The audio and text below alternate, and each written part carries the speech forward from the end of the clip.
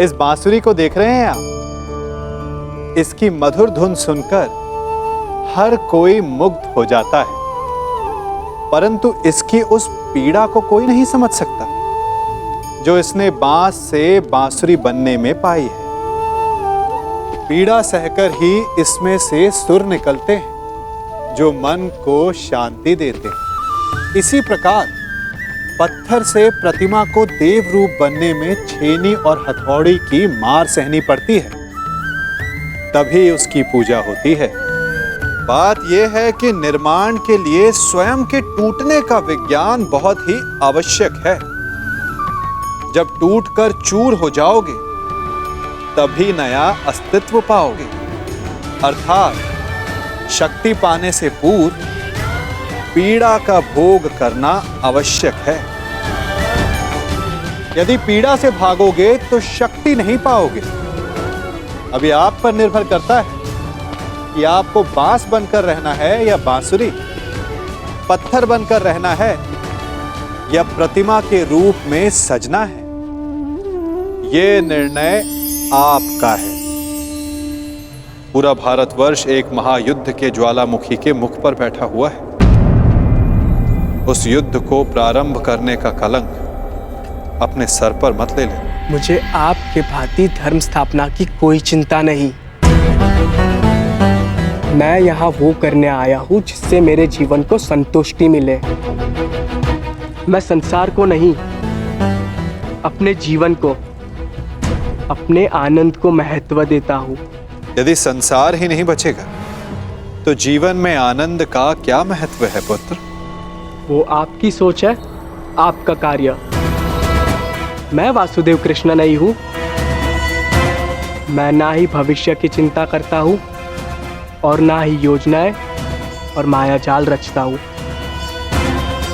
मैं अपने आज में जीता हूँ, इस पल का आनंद लेता हूँ।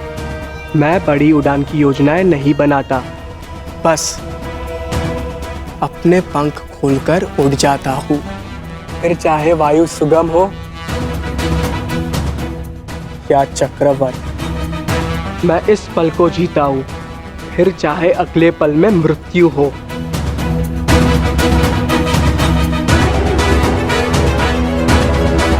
तुम नहीं समझोगे साम।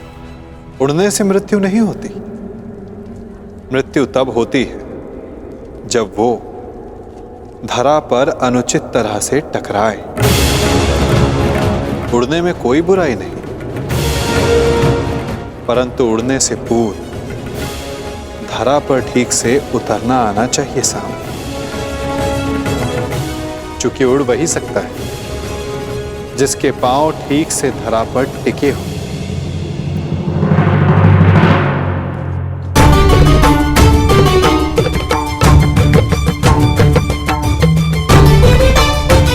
भद्र, इस शुभ अवसर पर इन अस्त्रों का क्या काम? सज्ज रह रहा हूं। विवाह उत्सव है, युद्ध नहीं। मनुष्य का भाग्य और योद्धा का युद्ध कब ललकार दे किसे ज्ञान। इसीलिए तैयार रहना श्रेयस्कर है।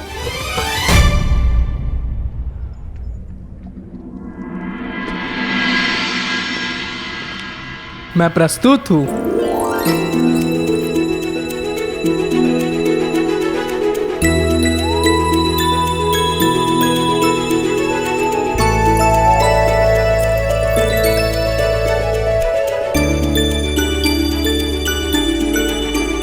अरे ये अश्रु क्यों?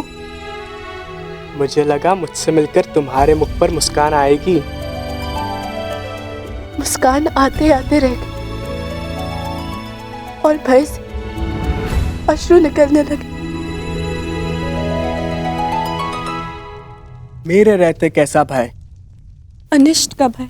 मुझे विश्वास ही नहीं हो रहा कि ये सब होने जा रहा है। आशा है कि आज कदाचित मेरे पिताश्री और तुम्हारे पिता के मध्य हमारी संबंध की बात हो, परंतु शुभ कार्य में अनिष्ट तो होते ही है ना। बस इसी भय से अश्रु निकल। कोई अनिष्ट नहीं आएगा लक्ष्मणा। और यदि आया तो उसे मेरे बाणों का सामना करना होगा।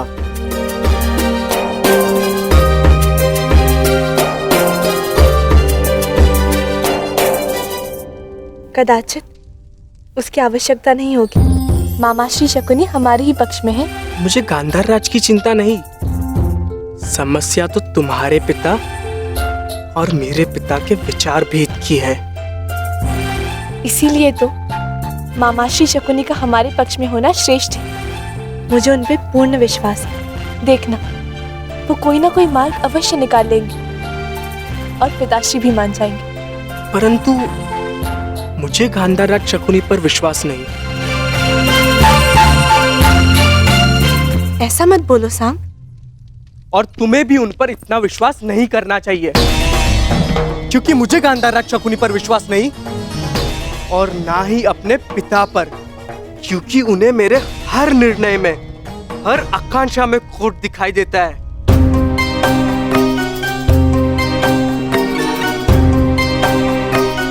साम, तुम्हारे पिताश्री परम श्रद्धेय है, उनका सम्मान करो। अंततः उन्हीं की इच्छा पर हमारा संबंध निर्भर है। मेरा संबंध किससे होगा ये मेरी इच्छा पर निर्भर करता है लक्ष्मणा। चलो देखते हैं क्या छिपा है मेरे पिता के मन में।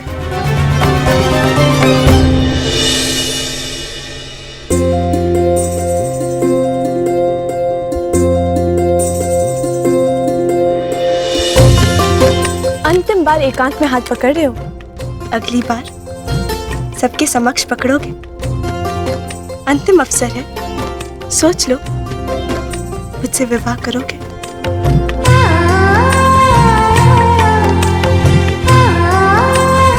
अवश्य। मेरे अतिरिक्त तुम्हारा हाथ कोई नहीं पकड़ पाएगा लक्ष्मणा।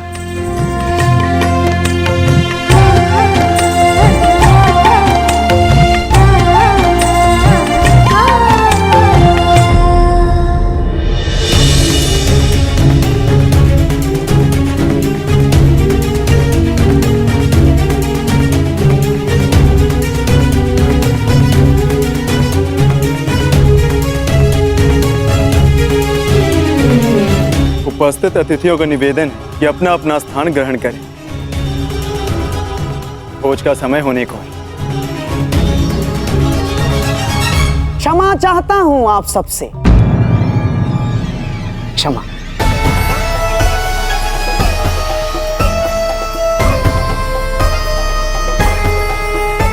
परंतु मुझे प्रतीत होता है कि भोज से पूर्व एक महत्वपूर्ण घोषणा कर दी जानी चाहिए।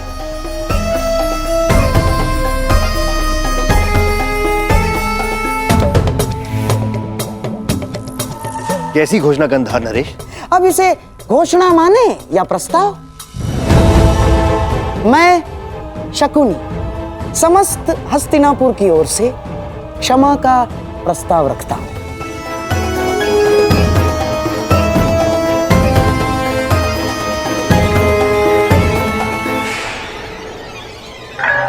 विराट राज, हमने इससे पहले भी आपका आतिथ्य भोगा है।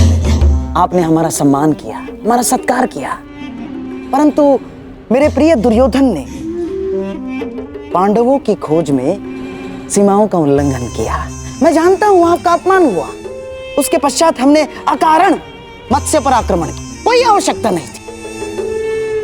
हम अपने लक्ष्य को लेकर इतने उतावले हो गए थे कि नीति, संबंध, सब कुछ भुला बैठे, सब कुछ। और इसीलिए मैं शकुनी युवराज दुर्योधन की ओर से और समस्त हस्तिनापुर की ओर से आपका क्षमा प्रार्थी हूं और आपका आभार भी व्यक्त करता हूं कि आपने फिर भी हमें अपनी पुत्री के विवाह में आमंत्रित किया और हमें सम्मानित किया। आभार।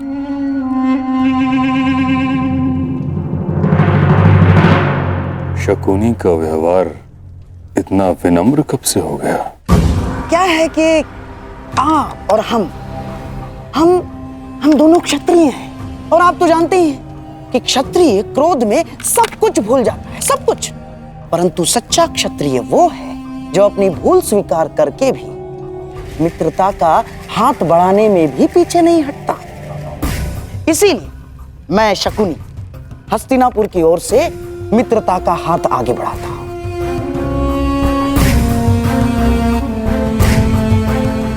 और इस मित्रता को बनाए रखने के लिए एक प्रस्ताव प्रस्तुत करता हूं।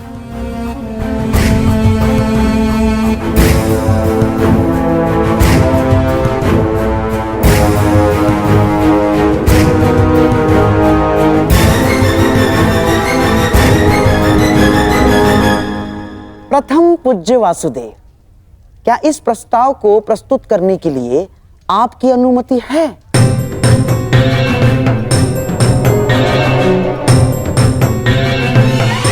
मित्रता बैर से सदैव श्रेष्ठ होती है गांधार राज। लो, अब तो स्वयं वासुदेव कृष्ण की अनुमति है। तो मैं हस्तिनापुर की राजकुमारी युवराज दुर्योधन की पुत्री लक्ष्मणा का हाथ विराट कुमार उत्तर के हाथ में देने का प्रस्ताव रखता हूं।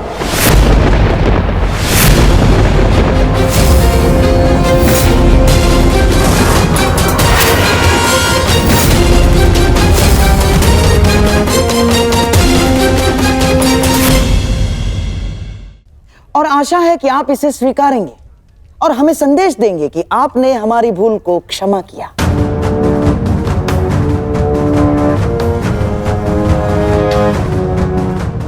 अब विराट राज के साथ साथ आपसे भी आशा है कि आप भी इस संबंध की अनुमति देंगे। महान वासुदेव।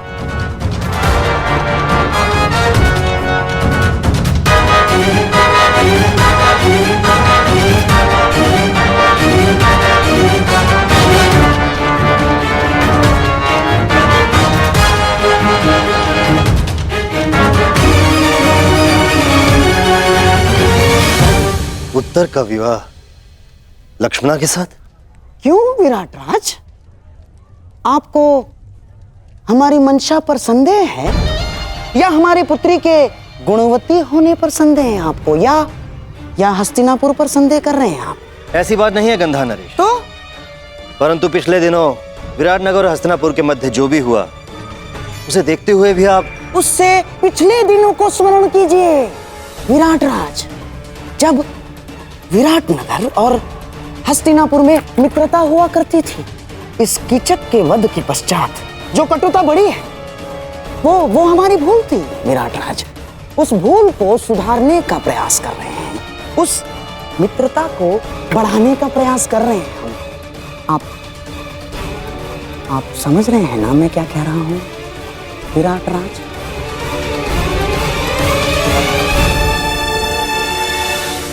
कहीं किसी और छल का प्रयास तो नहीं गंधार राज?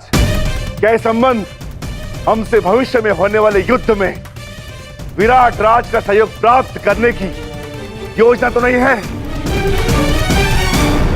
क्या छल भीम? कदाचित तुम्हें ज्ञात नहीं है, छल परायों के साथ किया जाता है, अपनों के साथ नहीं।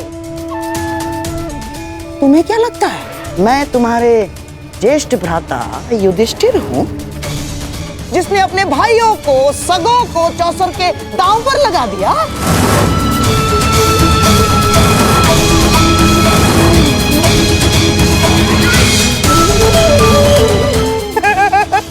ना ना ना ना ना ना ना मैं लक्ष्मणा को, मेरे दुर्योधन की पुत्री को दांव पर नहीं लगाऊंगा ना। ये तो केवल मेरे सम्राट दुर्योधन का प्रस्ताव है और उसे मैं प्रस्तुत कर रहा हूं, बस।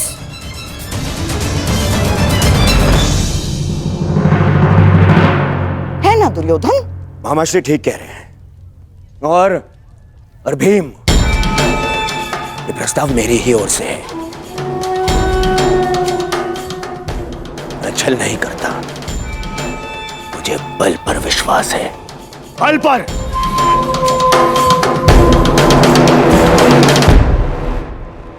और हाँ भीम, राज परिवारों में विवाह संबंध होना कोई विचित्र बात नहीं है ना। और रही बात युद्ध में सहयोग की, तो राज परिवारों में विवाह संबंध होने का सबसे बड़ा कारण होता है शांति की स्थापना या तो युद्ध में सहयोग की आशा। हाँ, जब तक कोई प्रेम प्रसंग ना चल रहा हो।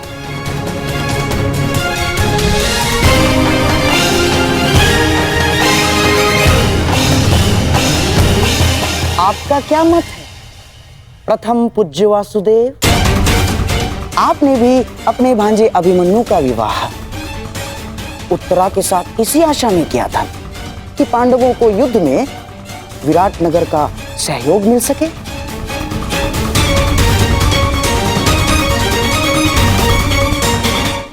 बताइए, मैं कुछ असत्य कह रहा हूं वासुदेव? और इतने महत्वपूर्ण निर्णय लेने से पूर्व की गई भविष्य गणना आपसे अधिक कौन समझ सकता है वासुदेव?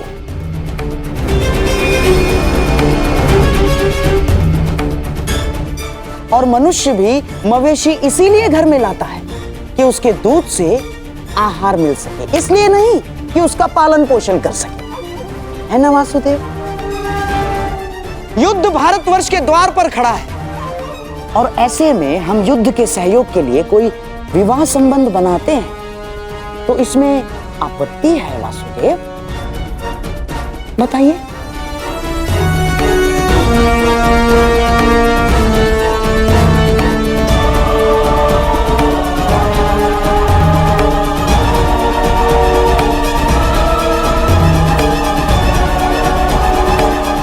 नहीं वासुदेव, इस संबंध के लिए हाँ मत कहिएगा।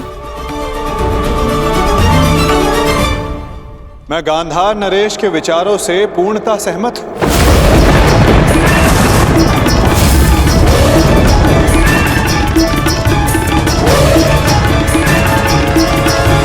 यदि पांडवों को अभिमन्यु का विवाह विराट राज की पुत्री के साथ करने का अधिकार है, तो दुर्योधन को भी विवाह का प्रस्ताव विराट नगर भेजने का पूर्ण अधिकार है।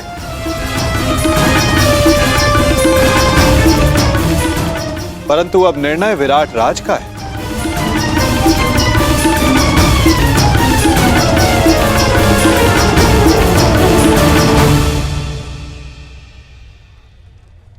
वासुदेव, क्या आप इस संबंध को मान्य करते हैं? विराटनगर और हस्तिनापुर के संबंधों के इतिहास को देखते हुए भी क्या ये उचित होगा? मेरी दृष्टि में शांति से उचित कुछ भी नहीं विराट राज। यदि गांधार नरेश बीते कड़वे संस्मरणों को भुलाकर उज्जवल भविष्य की कामना रखते हुए प्रस्ताव रखना चाहते हैं तो अवश्य गांधार नरेश को पूर्ण अधिकार है। और मुझे आप में विश्वास है, अगर आपने कुछ सोचा होगा तो उसमें सभी का हित होगा।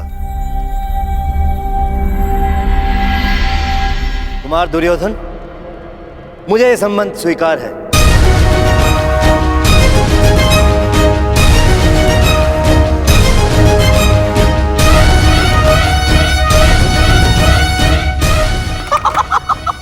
बधाई हो विराट राज।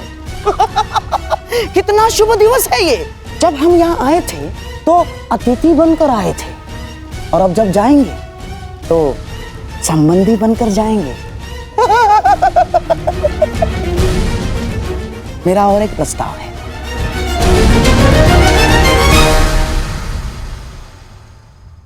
कैसा प्रस्ताव? नहीं, अर्थात पांडवों के और हमारे संबंधी एक ही है और सारे यहाँ उपस्थित भी हैं, तो क्यों ना अभिमन्यु और उत्तरा के साथ साथ लक्ष्मणा और उत्तर का भी विवाह एक ही मंडप में कर दिया जाए।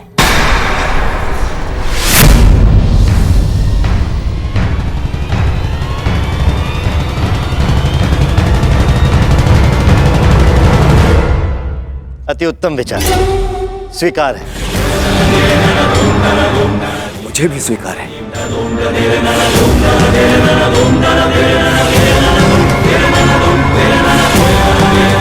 और मेरा भी निवेदन है कि सारे संबंधी गले मिलकर अपने कड़वे संस्मरणों को भूल जाए और फिर भोज आरंभ हो।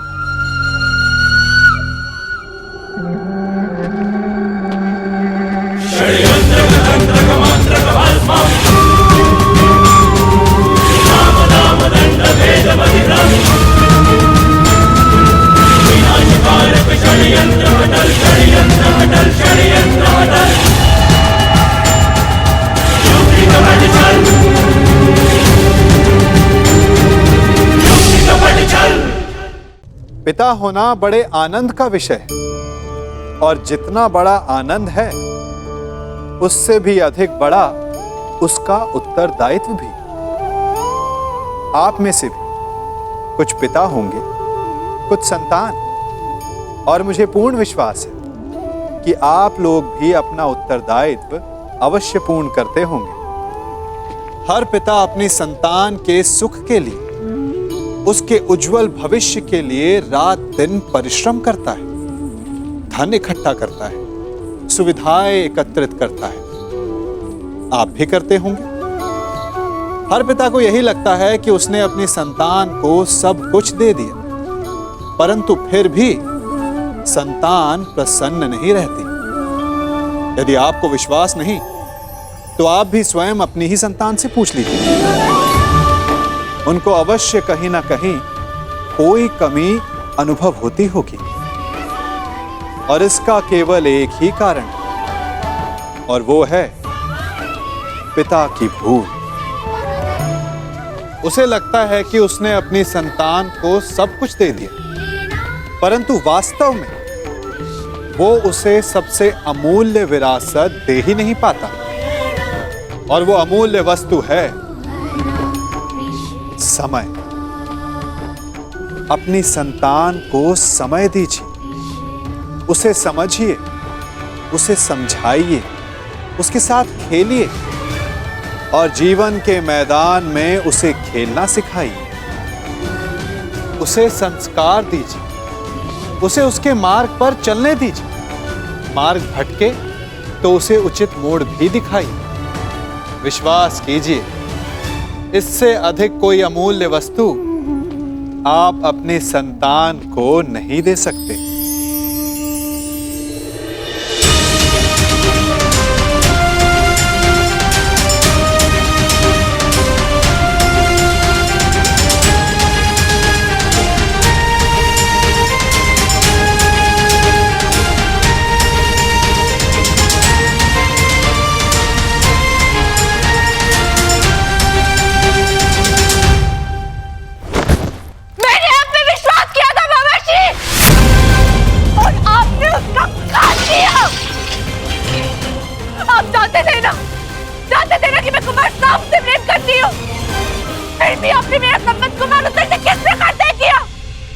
धैर्य, निश्चित रूप से ये गुण तुम्हें अपने पिता से मिला है लक्ष्मणा।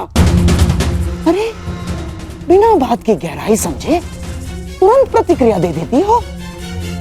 पहले शांति पूर्वक मेरी बात सुन तो लो पुत्री। अब सुनने को शेष क्या है मामा श्री? आपने बिल्कुल ठीक कहा। मुझे आंख बंद करके किसी पे विश्वास नहीं करना चाहिए,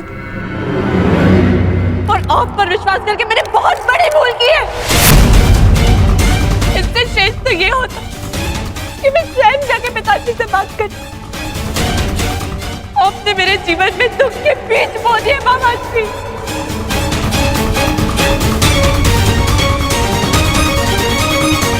नहीं बच्ची, देखो पौधे के उगने से पूर्व ये भविष्यवाणी करना उचित नहीं है कि बीज बुरे थे।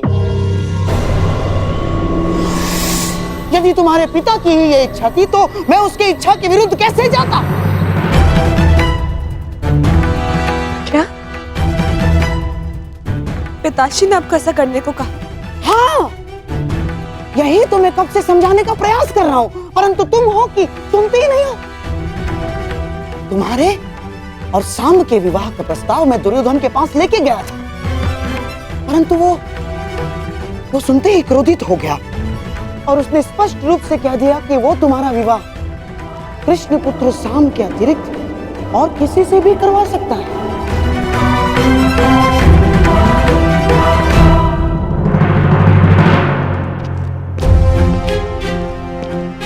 सेवक, ठीक है, तुम्हारी लक्ष्मणा कहाँ है? जी उस और अंतिम कक्ष में। ठीक है। परंतु आपने उन्हें बताया नहीं कि मैं सांब से प्रेम करती हूँ। मैंने बताया उसको।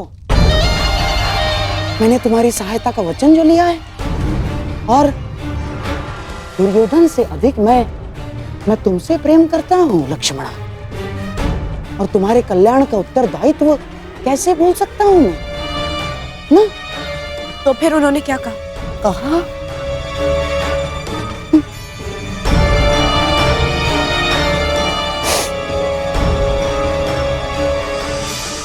पहली बार उसने मुझसे कटु शब्दों में बात की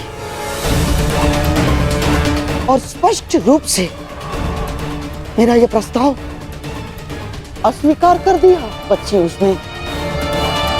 और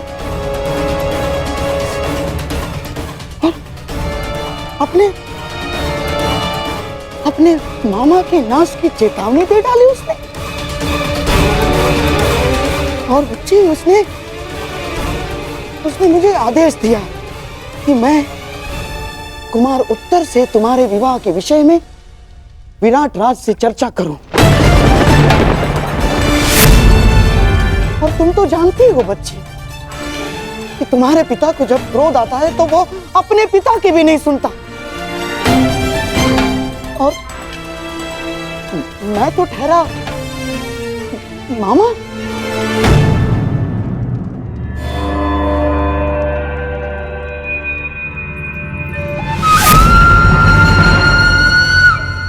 मुझे विश्वास नहीं हो रहा अपनी शत्रुता के चलते पिताश्री मुझसे मेरा प्रेम छीन सकते हैं।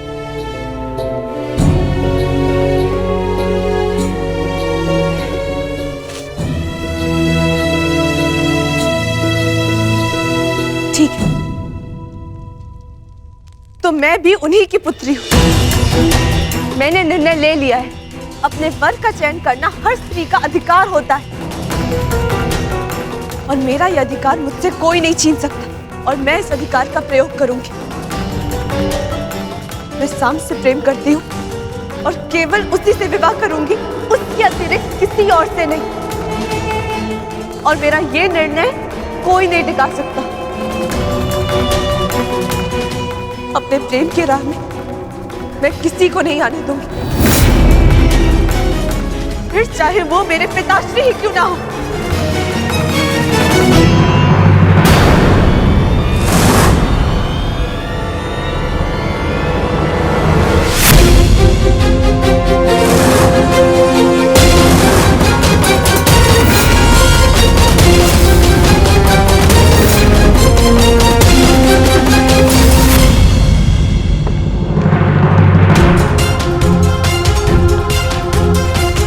नहीं, मैं लक्ष्मणा का विवाह उत्तर से नहीं होने दूंगा।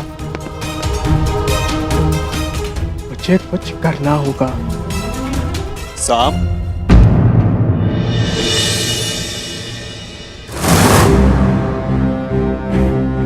हस्तिनापुर की राजकुमारी लक्ष्मणा का हाथ विराट कुमार उत्तर के हाथ में देने का प्रस्ताव रखता।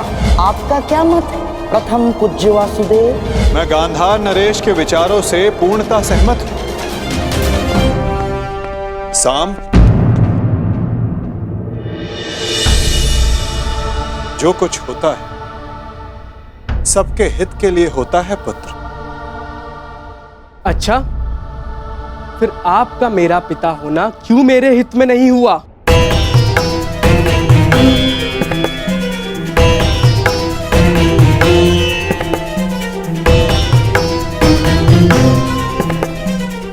आपने वहां लक्ष्मणा का विवाह उत्तर से होना निश्चित किया। क्या अब आप मुझे अपना पुत्र कहने का अधिकार रखते हैं? पिता तो मैं हूं सांब, परंतु लक्ष्मणा और उत्तर के विवाह से तुम्हें क्या समस्या? ये प्रकरण हस्तिनापुर और विराट के मध्य, फिर तुम क्यों इतने आक्रोश में? मैं आक्रोश में हूं क्योंकि लक्ष्मणा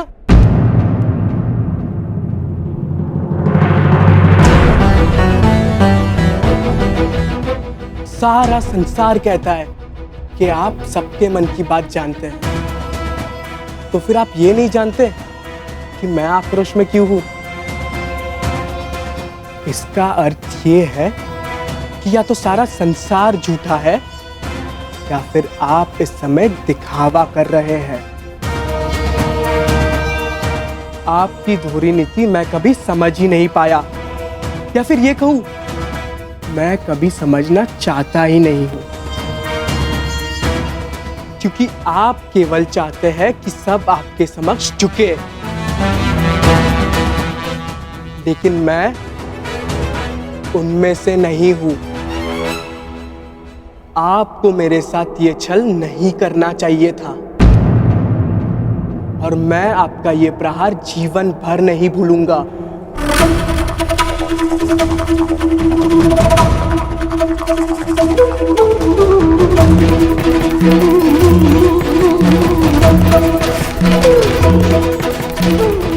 तुम जो मेरे साथ करने वाले हो पुत्र, वो सारा संसार नहीं भुला पाए, परंतु तब भी हर पिता की भांति मैं तुम्हें क्षमा करता रहूंगा और तुम्हें अपनी ही भूल से शिक्षा लेते देखता रहूंगा।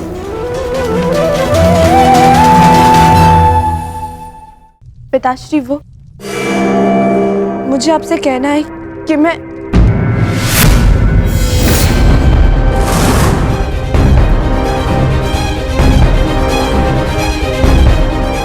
दुर्योधन, ईश्वर के लिए इस बच्ची पर रुष्ट ना हो। अरे ये तो अबोध। शांत रहिए आप। ये कोई राजनीति का चौसर नहीं है और ना ही रणभूमि का खेल। ये मेरा परिवार है, मेरे परिवार की प्रकरण है, और इसके मध्य में आपको बोलने की अनुमति नहीं देता हूं। आज केवल मैं बोलूंगा और आप सुनेंगे।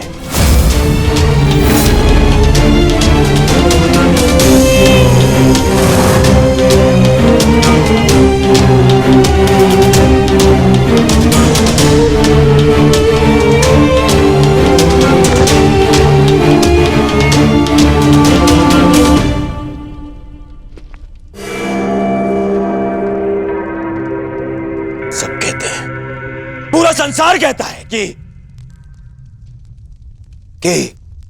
दुर्योधन सत्पुरुष नहीं बन सकता। ठीक है, ठीक ही तो है, क्योंकि जब मैं अपने बीती भूलों को देखता हूं तो मुझे प्रतीत होता है मुझे प्रतीत होता है कि उनकी सोच अनुचित नहीं है। ठीक है, ठीक।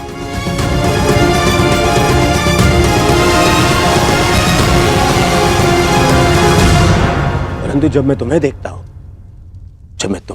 हूं तो मुझे मेरा भविष्य दिखता है। ऐसा प्रतीत होता है कि मैं मेरे भविष्य को सुधार सकता हूं, उसे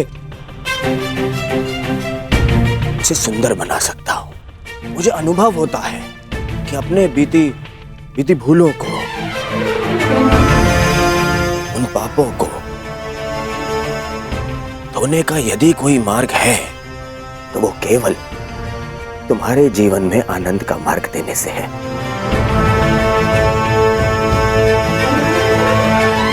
पुत्री, मैंने तुम्हें सब कुछ दिया। तुम्हारी माता टोकती थी, परंतु जो वस्तु तुमने मांगी मैंने तुम्हें लाके दी।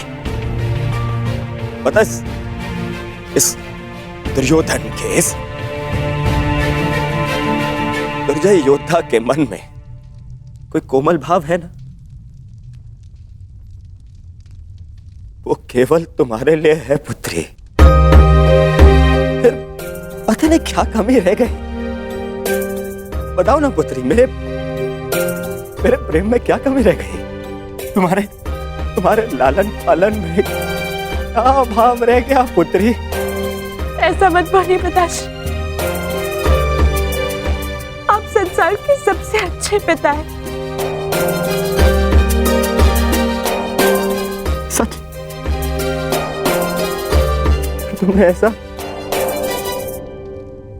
क्यों किया पुत्री? यदि ये सच है तो ऐसा क्यों किया?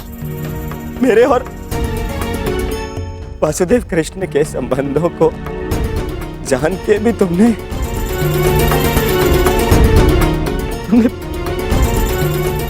ये निर्णय लिया।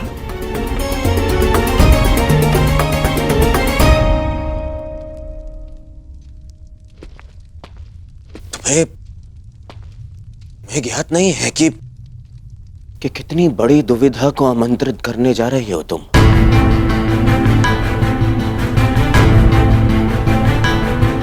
मैं शाम के साथ में तुम्हारा कर्षण समझ सकता हूं पुत्री, परंतु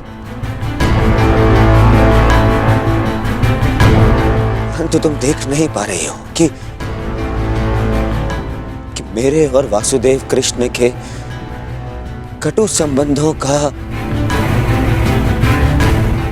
प्रभाव तुम्हारे भावी संबंधों पर किस तरह से पड़ सकता है।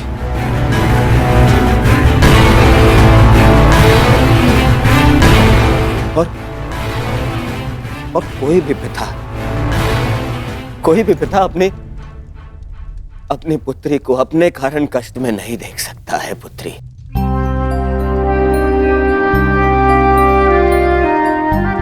मैं भी नहीं।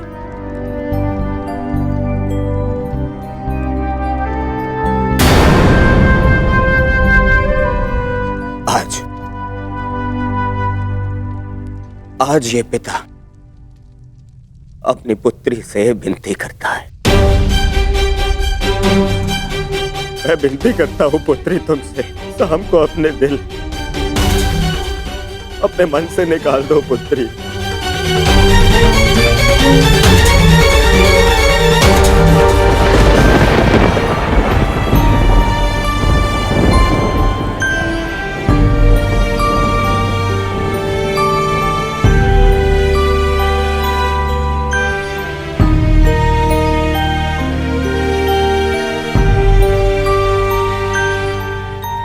केवल तुम्हें प्रसन्न देखना चाहता हूं पुत्री, और विश्वास करो पुत्री, तुम सब के साथ प्रसन्न नहीं रह पाओगी।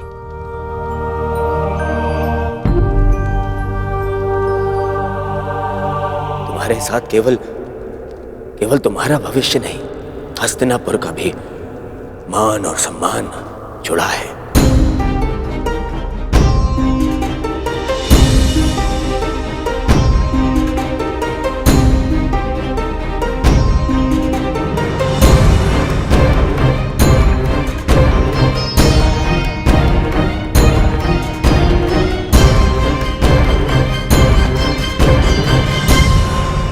अब निर्णय तुम्हें लेना है। क्या चाहिए तुम्हें? अपने पिता का सम्मान या फिर अपना स्वप्न?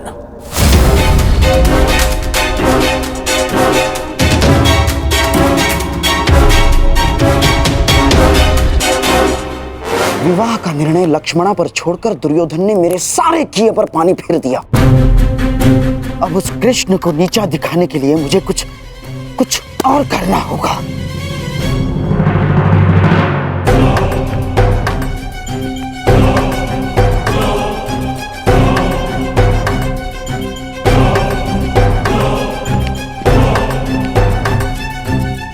कुमार साम,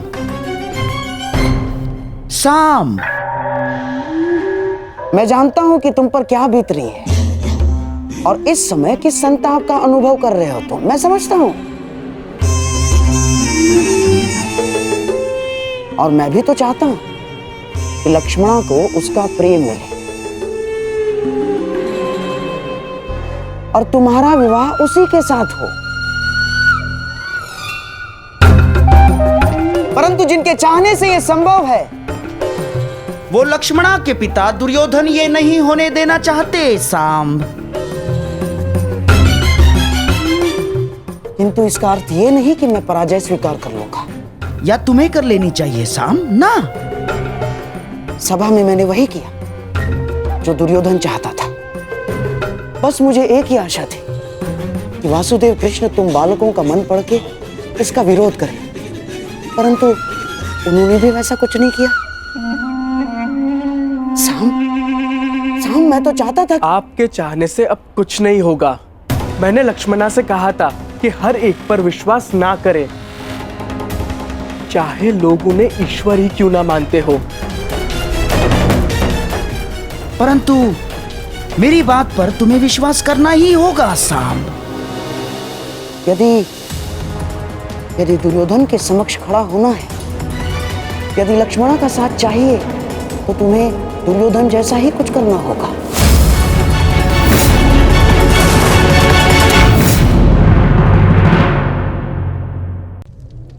युवा अवस्था भी हमारे जीवन का कितना सुंदर काल होता है ना। बाहु में बल, मन में कुछ बड़ा कर जाने की चाह, आंखों में भविष्य के सुंदर और कोमल सपने। और इसी अवस्था में मनुष्य के भीतर पनपता है प्रेम।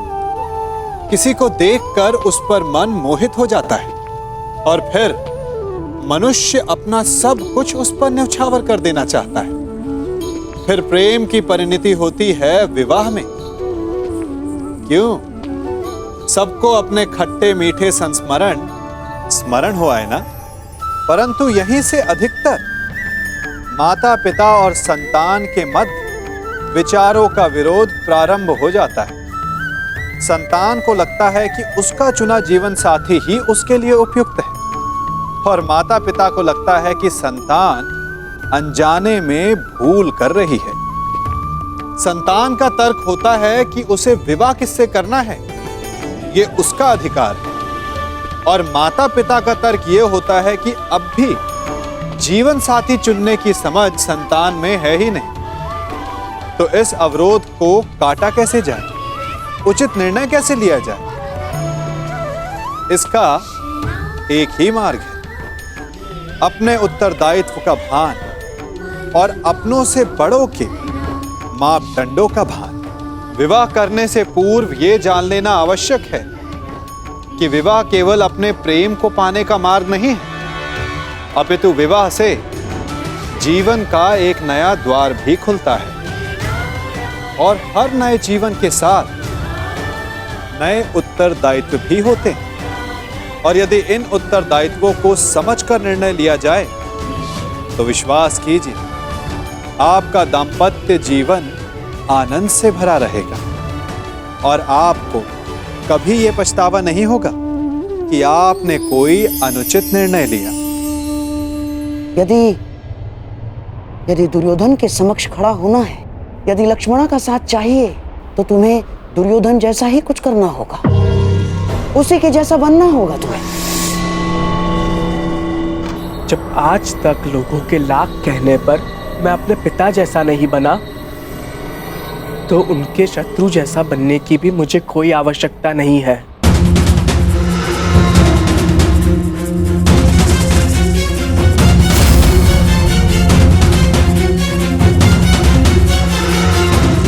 लक्ष्मणा, एकांत।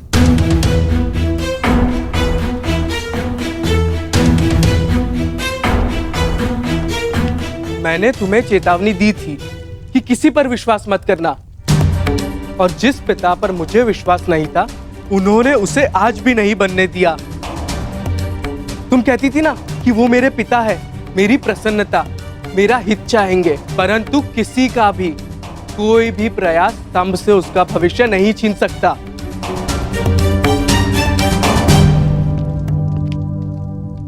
हम अब भी यह विवाह रोक सकते हैं लक्ष्मणा।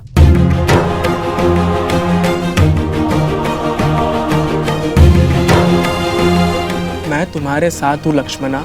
चलो, मैं तुम्हारे साथ स्वयं चलकर तुम्हारे पिता से इस विषय में बात करूंगा।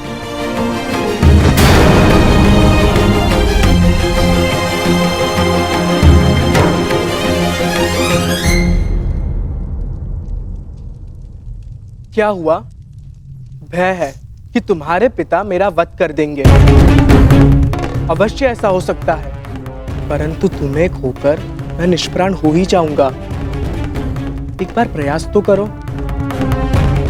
अगर तुम नहीं चाहती कि मैं तुम्हारे पिता से बात करूं, तो चलो, इससे पूर्व यहाँ कोई आ जाए, हम यहाँ से चलते हैं। अब हमें कोई नहीं रोक पाएगा लक्ष्मणा।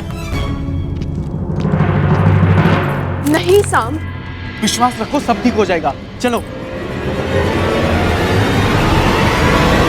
साम, मैं तुम्हारे साथ नहीं चल रही। मैंने कुमार उत्तर से विवाह करने का निर्णय ले लिया है।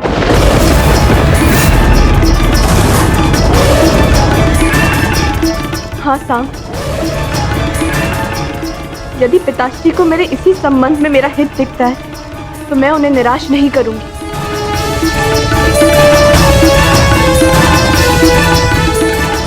वर चुनने का अधिकार कन्या का होता है लक्ष्मणा, उसके पिता का नहीं। लक्ष्मणा, तुम क्या चाहती हो वो अधिक महत्व रखता है। बताओ लक्ष्मणा, तुम क्या चाहती हो? मुझे अपना निर्णय स्पष्ट रूप से बताओ लक्ष्मणा, क्योंकि मेरे लिए कुछ महत्व रखता है तो वो ये है कि मैं तुमसे प्रेम करता हूँ। मैं जानना चाहता हूँ लक्ष्मणा, तुम भी मुझसे उतना ही प्रेम करती हो या नहीं? मैंने अपना निर्णय दे दिया है साम। जिस पिता ने मुझे जीवन दिया, यदि वही मेरा जीवन साथी चुने, तो मुझे उसमें कोई बुराई नहीं दिखती। मैं कुमार उत्तर से ही विवाह करूंगी। साम, फिर कभी मुझसे भेंट करने का प्रयास मत करना।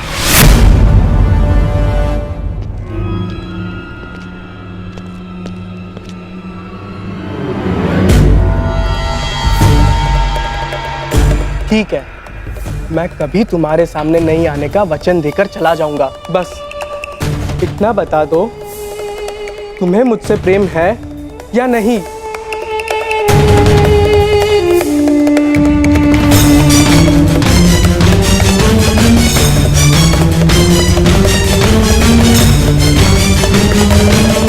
उत्तर दो लक्ष्मणा, उत्तर दो।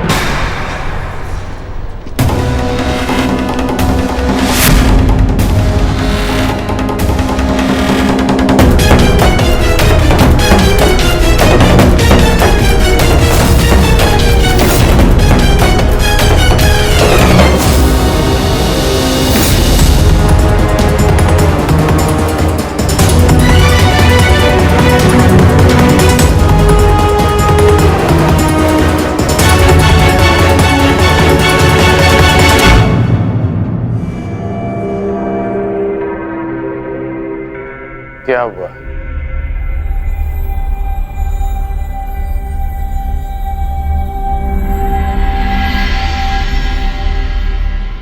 तुम संब के साथ प्रसन्न नहीं रह पाओगी। तुम्हारे साथ केवल तुम्हारा भविष्य नहीं, हस्तिनापुर का भी मान और सम्मान जुड़ा है। अब निर्णय तुम्हें लेना है। क्या चाहिए तुम्हें? अपने पिता का सम्मान या फिर अपना स्वप्न?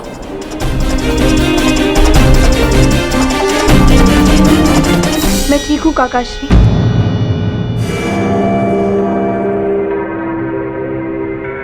कुमार केवल मुझे विवाह संबंध की बधाई दे रहे थे।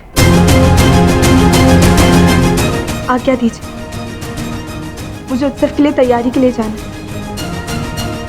रानी,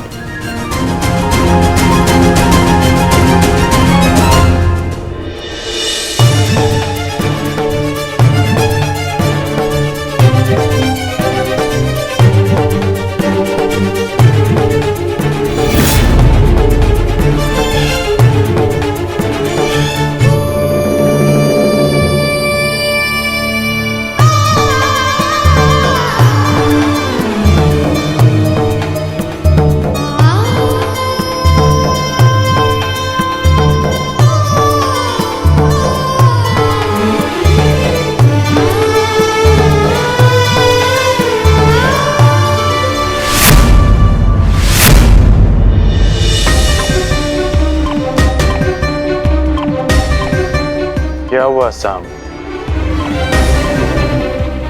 कोई समस्या है?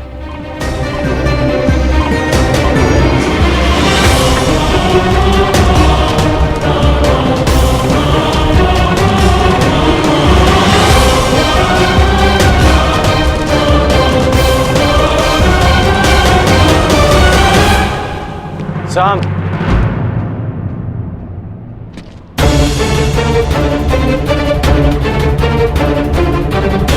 तुम्हारे स्थान पर कोई और होता तो अब तक मेरे बाणों के प्रहार से वो विराट नगर के बाहर होता। परंतु मैं वासुदेव का सम्मान करता हूं, इसलिए शांत हूं। फिर कभी कुमारी लक्ष्मणा के निकट आने का प्रयास मत करना, अन्यथा मैं विवश हो जाऊंगा। संभ को ना आपके वासुदेव से भय है और ना ही उनका सम्मान करने वालों से, इसीलिए फिर कभी मुझे धमकाने का प्रयास मत कीजिएगा।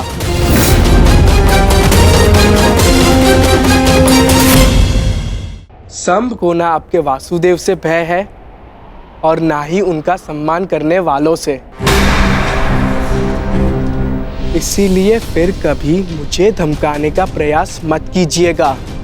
तुम धमकाने में और चेतावनी देने में अंतर नहीं समझ रहे हो। हाँ, सब कुछ ठीक है ना साहब? कोई तुम्हें कष्ट नहीं दे रहे ना? नहीं भीम काका, मुझे कोई कष्ट नहीं दे रहा। आज्ञा दीजिए। प्रणिपात।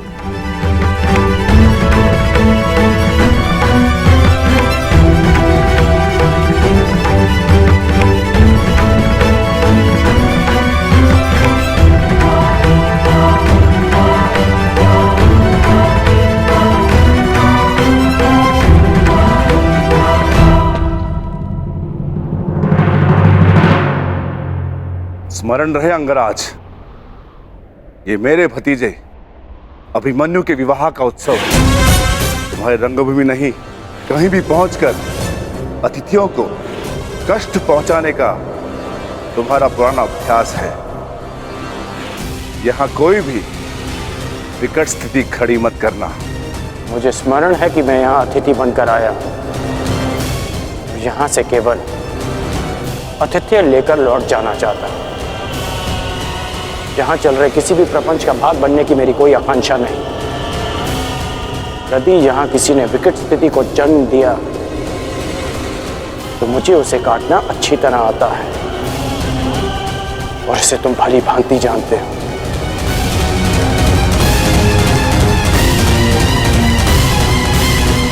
अरे, आप दोनों अभी तक यहीं हैं?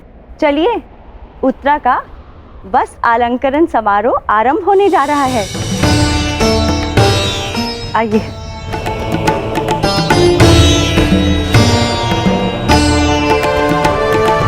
सुनो सेवक, जिस विशिष्ट भोजन के विषय में मैंने कहा था, क्या उसकी व्यवस्था हो गई? जी भद्र, 50 सेर भात, 100 सेर साग, 200 सेर मिष्टान और राजभोग तैयार है। इतने भिन्न और विशिष्ट भोजन किसके लिए विकोधर? क्या कोई सैनिकों का दल आने वाला यहाँ? नहीं महारानी, ये मेरे पुत्र की क्षुधा शांत करने की व्यवस्था है। वो भी इस विवाह समारोह में आ रहा है। हम आपके इस पुत्र को मिलने के लिए उत्सुक हैं। निश्चिंत रहिए महारानी, जब आएगा तो सभी को स्वयं ज्ञात हो जाएगा।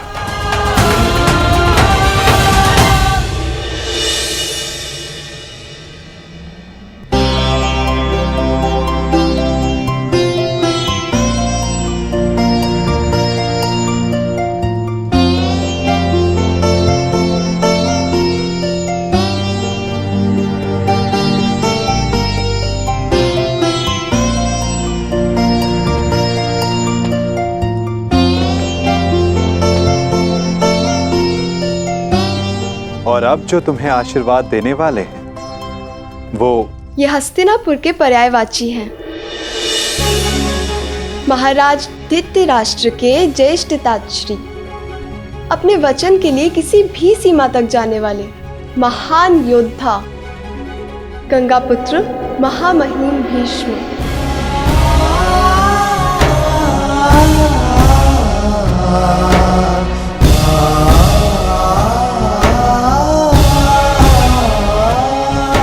हाँ पुत्री, तुम इनसे जो आशीर्वाद मांगना चाहती हो मांग सकती हो। गंगा पुत्र अपनी नई पीढ़ी की प्रथम वधू को मनचाहा आशीर्वाद देंगी।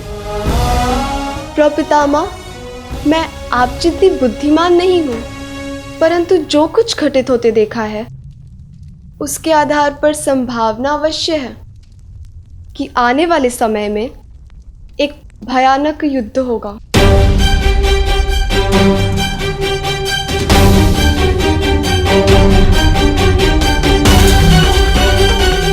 और योद्धा धर्म के आधार पर मेरे होने वाले पति को भी इस युद्ध में सम्मिलित होना होगा।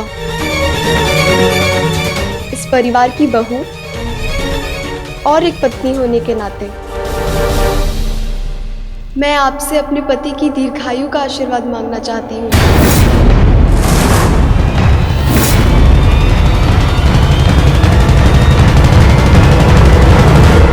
अरे अरे अरे रुकिए पितामह।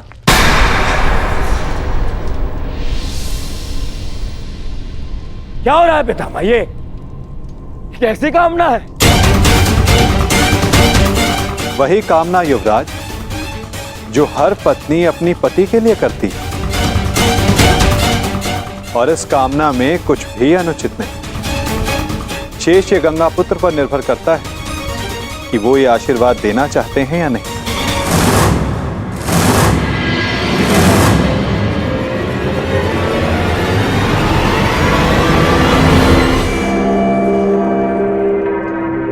पुत्री उत्तरा, मैं तुम्हें वचन देता हूं कि जब तक रणभूमि में ये गंगा पुत्र खड़ा रहेगा तब तक तुम्हारा सौभाग्य और तुम्हारा सुहाग दोनों पर कोई आंच नहीं आएगी।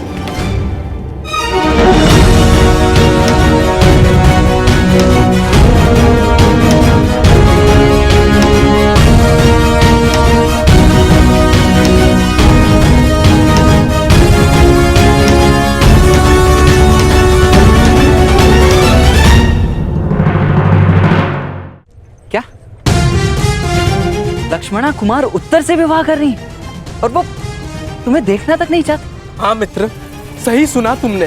परंतु वो ऐसा कैसे कर सकती? वो तो केवल तुमसे प्रेम करती। तुम्हारी लक्ष्मणा ने ही मुझे संदेश लेकर तुम्हारे पास भेजा था। और अब लक्ष्मणा का कहना है कि वो मेरा मुख तक नहीं देखना चाहती।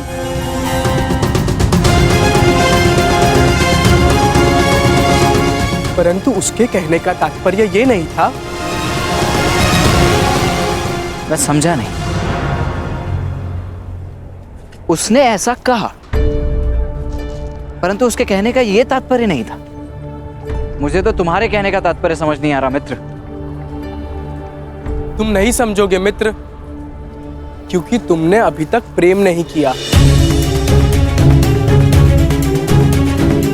प्रेम में शब्द सत्य नहीं कहते।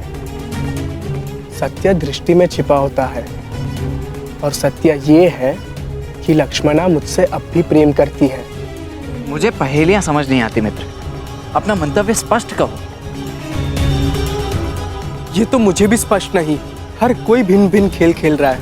मेरे महान पिता का कहना है कि जो हुआ अच्छे के लिए हुआ, और गांधार राज का कहना है यदि मुझे युवराज दुर्योधन के समक्ष खड़ा होना है और लक्ष्मणा का साथ चाहिए तो मुझे उनकी भांति बनना होगा, उनकी भांति करना होगा। कुछ समझ नहीं आ रहा।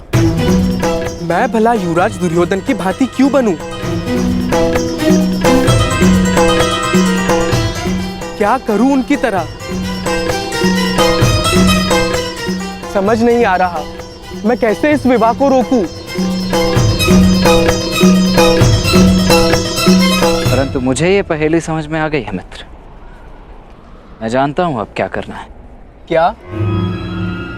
तुम्हें अपने प्रेम पर पूर्ण विश्वास है ना? तो चलो मेरे साथ। कहाँ? लक्ष्मणा का हरण करने।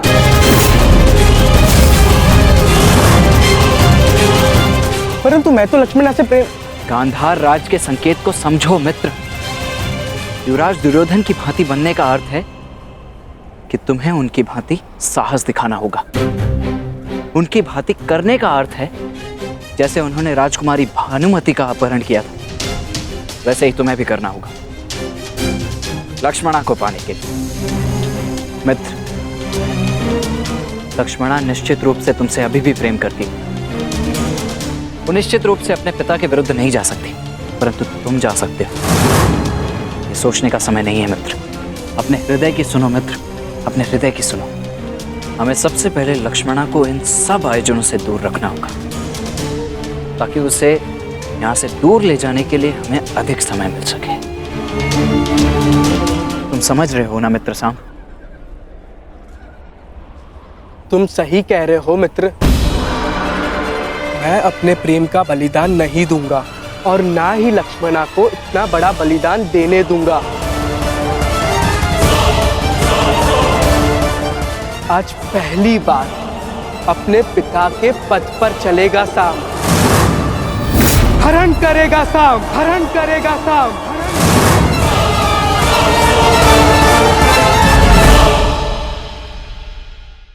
कभी कभी हमें लगता है कि हमारे अपने, हमारे हितैषी, हमारे माता पिता को हमारे मन की बात ही नहीं समझ आ रही, जैसे उन्हें हमारे हर कार्य में, हर निर्णय में खोट दिखाई दे रहा हो। और ऐसे में हम कर बैठते हैं विद्रोह। ऐसी अवस्था में हमें वही अच्छा लगने लगता है जो हमारी मन की बातों का समर्थन करे। हम उसे ही अपना हितैषी समझ लेते हैं। परंतु जो आपसे मीठी बातें कर रहा हो वो आपका हितैषी है, ये आवश्यक नहीं। कुछ विषैले फूल बड़े सुंदर दिखते हैं, कुछ विषैले फल असाधारण रूप से बड़े स्वादिष्ट होते हैं। और ये भी आवश्यक नहीं कि हमारे रोगों का निदान करने वाली औषधि सदा मीठी हो। इसलिए विष और औषधि में अंतर को परखने का प्रयास करें। हो सकता है जो आपके हित की बात कर रहा हो वो आपको संकट के गर्त में ले जा रहा हो। बात बात पर आवेश में ना आए। हो सकता है कि आपके माता पिता की कड़वी बातों में आपका ही हित छिपा हो। और माता पिता को भी प्रयास करना चाहिए कि यदि उनकी संतान अनुचित निर्णय ले रही है तो उसके अनुचित होने का भान प्रेम से करवाएं, दबाव और शासन से नहीं। क्योंकि कभी कभी कटु शब्द और कटु वचन अनुचित निर्णय को और पक्का कर देता है। पुत्री उत्तरा, मैं तुम्हें वचन देता हूं कि जब तक रणभूमि में यह गंगा पुत्र खड़ा रहेगा तब तक तुम्हारा सौभाग्य और तुम्हारा सुहाग दोनों पर कोई आंच नहीं आएगी। परंतु आपके पश्चात कदाचित तुम्हें यह ज्ञात नहीं कि मुझे इच्छा मृत्यु का वरदान प्राप्त है। फिर भी तुम्हारा संशय मिटाने के लिए मैं वचन देता हूं कि तुम्हारा पति अभिमन्यु सुरक्षित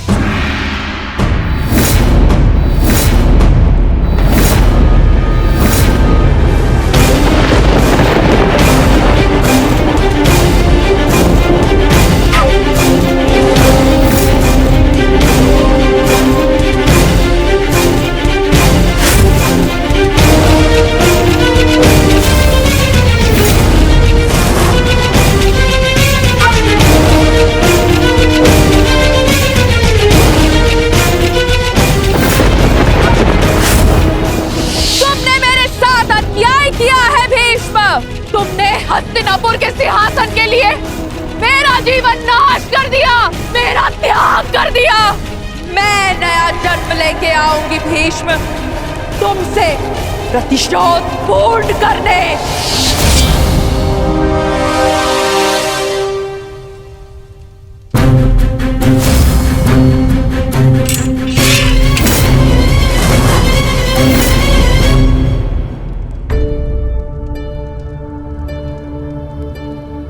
बहुत व्यस्त हो लक्ष्मणा? अभी से ही अपने विवाह की तैयारियां प्रारंभ कर दी?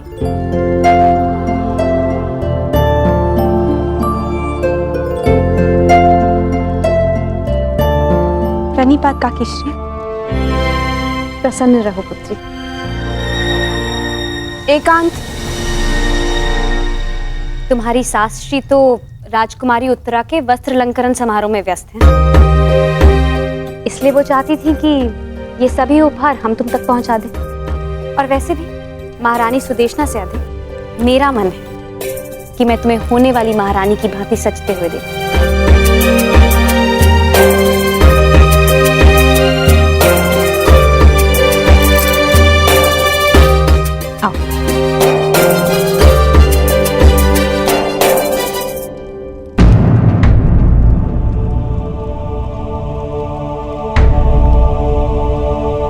इस पुष्प जैसे कोमल मुख पर ये उदासी की परछाई क्यों? सब ठीक तो है ना लक्ष्मणा? तुम कुशल तो हो? मैं तो ठीक हूँ काकीश्री, परंतु आप इतनी क्षमाशील कैसे हो सकती है?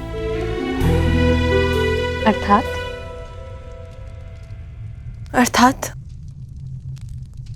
मेरे पिताश्री ने जो किया वो भुलाया नहीं जा सकता, और मैं जानती हूं कि क्षमा भी नहीं किया जा सकता। परंतु ये जानते हुए कि मैं उन्हीं की पुत्री हूं, आप मुझसे इतना स्नेह कर रही हैं। मैं कुरुवंश की वधू हूं लक्ष्मणा, और कुरुवंश की पुत्री से स्नेह करना मेरा कर्तव्य है।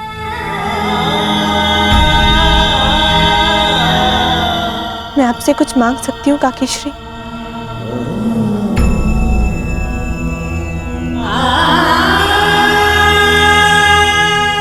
ये निर्णय तो मांग सुनकर ही ले पाऊंगी पुत्री। बिना सोचे समझे वचन देने की पीड़ा बहुत अनुभव कर चुकी हूँ।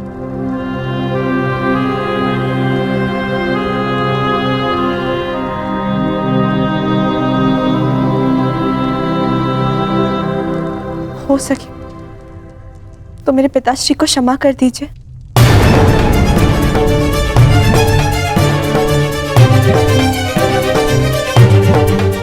उनकी ओर से मैं आपसे क्षमा चाहती हूँ।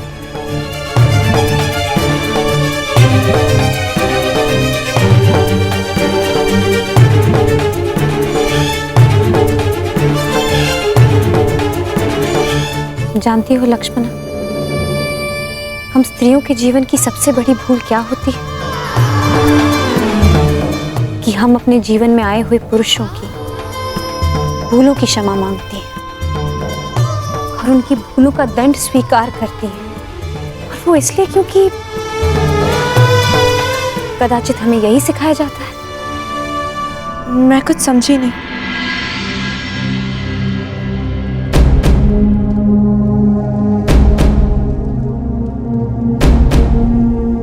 बस इतना समझ लो कि उस अधर्म के लिए क्षमा मत मांगो जो अधर्म तुमने किया नहीं, और ना ही उस भूल के लिए दंड भुगतना स्वीकार करो जो भूल तुमने की नहीं। सदा अपने हृदय की सुनो।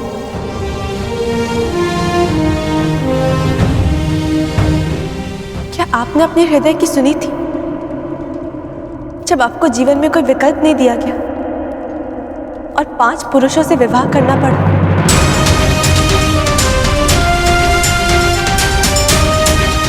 विकल्प था, परंतु मैंने उस स्थिति से बाहर निकलना उचित नहीं समझा। मैंने अपने हृदय की सुनी और सबके कल्याण के लिए मैंने 5 पुरुषों से विवाह करने का निर्णय किया।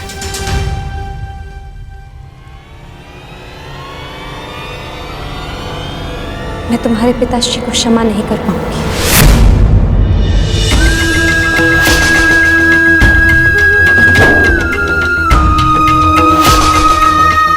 परंतु तुम्हें एक सीख दूं, सदा अपने हृदय की बात सुनो और अपने निर्णय का सम्मान करना। अपने जीवन से जुड़े किसी भी निर्णय के लिए कभी किसी और पर निर्भर मत होना। पांचाल कुमारी की जय हो। पांचाल से कुमारी शिखंडिनी और कुमार दृष्टद्युम्न पधार चुके हैं।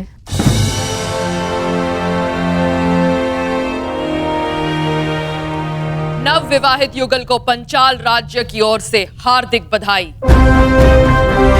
ये भेंट स्वीकार करें। ये स्वर्ण मुद्रा पंचाल राज्य और हमारे मित्र राज्य विराटनगर और पांडवों के प्रति संधि और सहयोग का प्रतीक है।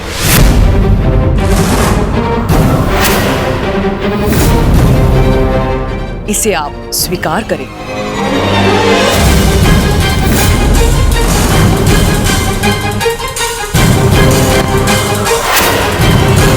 ये कटार पंचाल राज्य और हमारे मित्र राज्य की शक्ति दर्शाती है।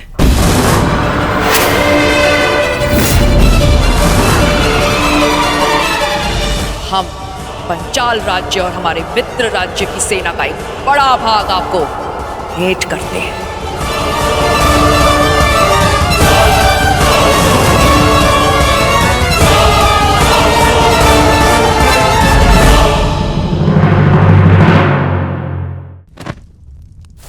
और ये माटी पांचाल राज्य और उसके पड़ोसी मित्र राज्य की भूमि का संकेत है।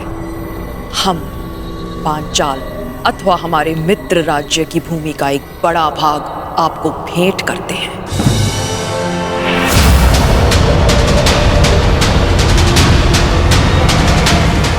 ये क्या हो रहा है? ये क्या हो रहा है? ये क्या हो रहा है? क्या हो रहा है ये? बंद करो, बंद करो ये स्वांग, बंद करो ये स्वांग।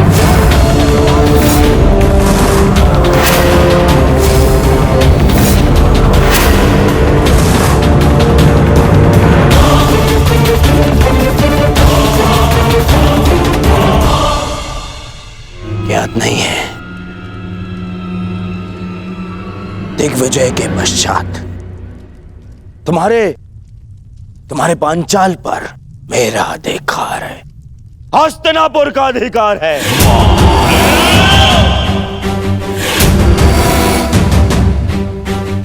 और इस भांति ये भेंट देना हमारे अधिकार के लिए चुनौती है।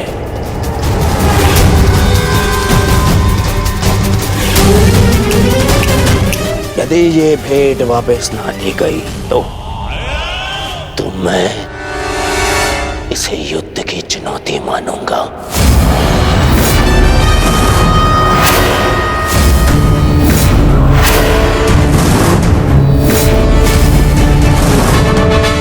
युद्ध की चुनौती, युद्ध की चुनौती, युद्ध की चुनौती। न्यायानाम अधिकाराणाम प्राप्त्यर्थम साम्राज्यर्थम।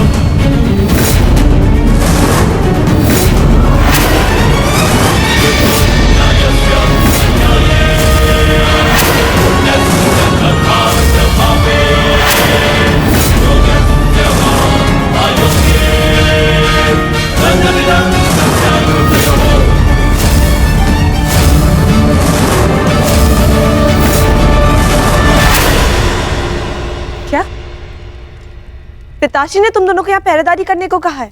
जी राजकुमारी, युवराज का निर्देश है, हम आपकी रक्षा के लिए यहाँ प्रस्तुत रहें।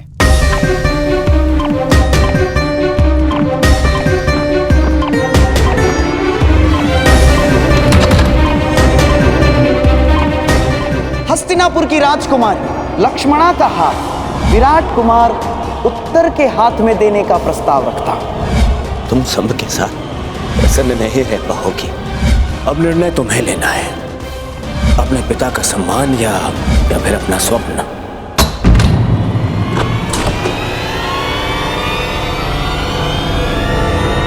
कौन है वहां? अरे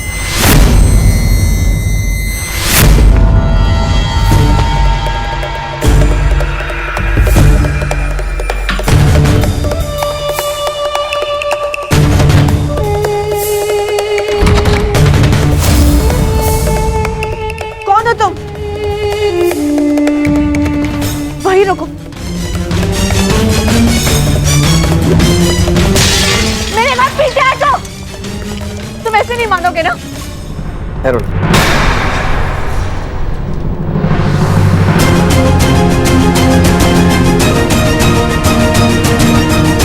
रिश्ते, तुम यहाँ क्या कर रहे हो? ये बताने का समय नहीं है लक्ष्मी, समय कुछ कर दिखाने का है।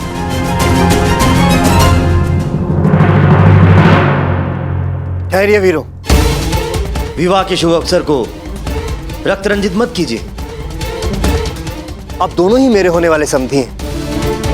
मैं आपसे विनती करता हूं, कृपया शांत हो जाइए। विराट राज उचित कह रहे हैं दुर्योधन। तुम सभी अपने अपने शस्त्र नीचे करो। ये पहले सोचना था पितामह, पहले सोचना चाहिए था।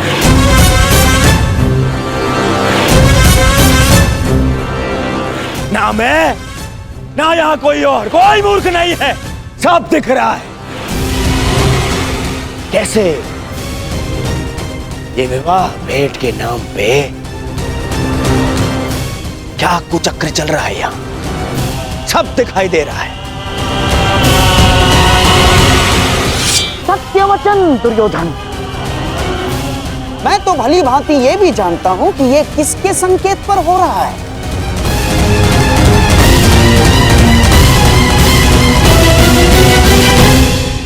मैं तो भली भांति ये भी जानता हूं कि ये किसके संकेत पर हो रहा है।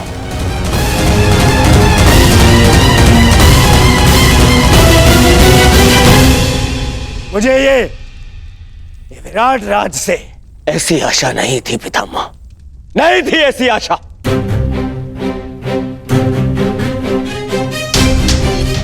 मैंने यहां आकर भी तक पैर बुलाकर आपको समधी बनाने का प्रस्ताव रखा और आपने हस्तिनापुर को ही अपमानित किया।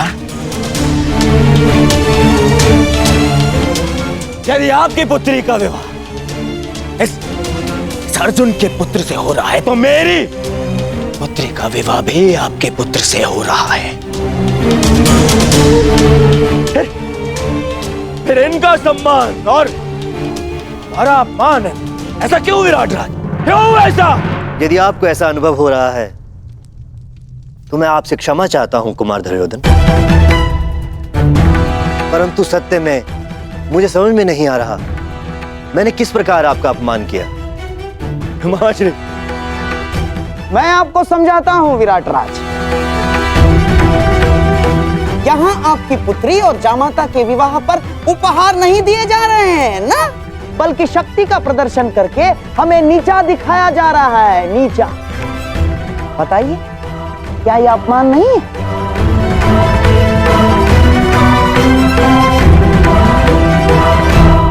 और तुम पांचाल कुमारी, जो उपहार तुम यहाँ भेंट स्वरूप लाई हो, उसमें केवल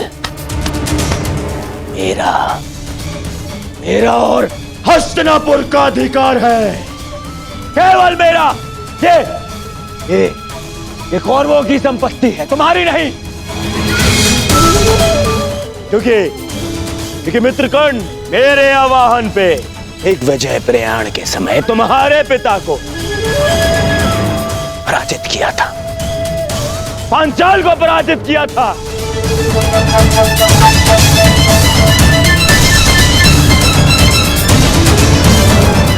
तब से पांचाल की समस्त संपत्ति, ये भूमि, तुम्हारी सेना, सब मेरी है, सब मेरी है।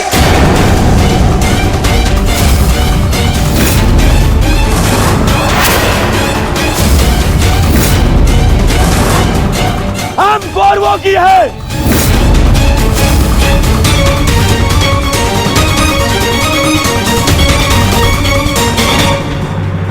जो मैं आज करने आया हूं उसके लिए यह जानना अति आवश्यक है कि तुम कुमार साम से प्रेम करती हो या राजकुमार उत्तर से विवाह करना चाहती हो।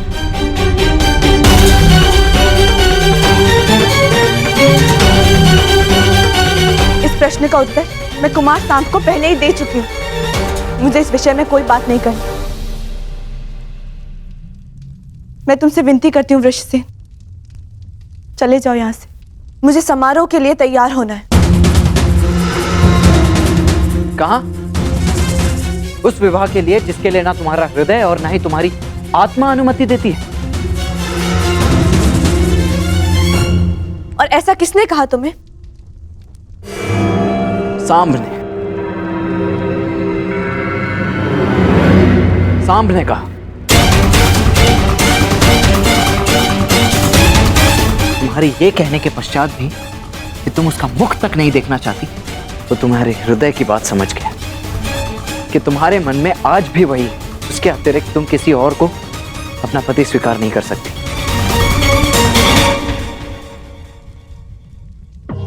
ये जीवन तुम्हारा है लक्ष्मण, तो निर्णय भी तुम्हें ही लेना है। मैं केवल ये कहना चाहता हूं कि अभी भी अवसर है। बताओ तुम्हारे हृदय में क्या है? क्या तुम साम से प्रेम करती हो, उससे विवाह करना चाहती हो?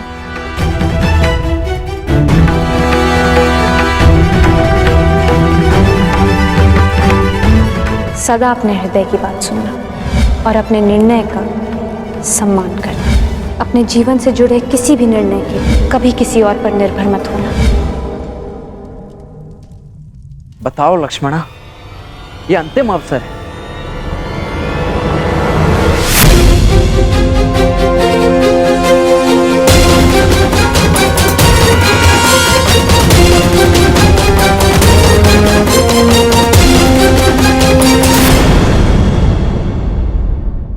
हर शब्द अपने आप में इतना शक्तिशाली होता है कि यदि आप चाहें तो उन्हीं शब्दों से सृजन कर सकते हैं और चाहें तो नाश भी।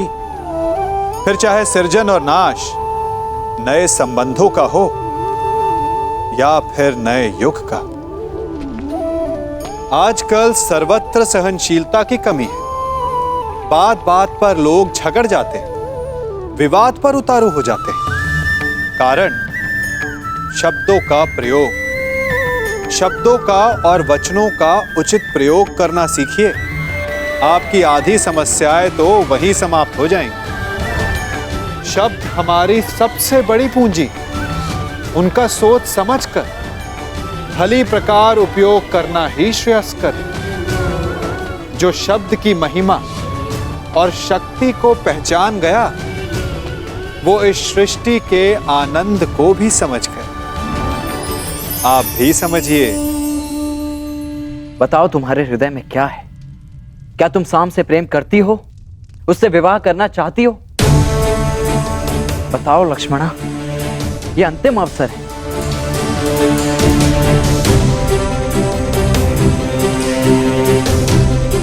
मुझे मेरा उत्तर मिल गया।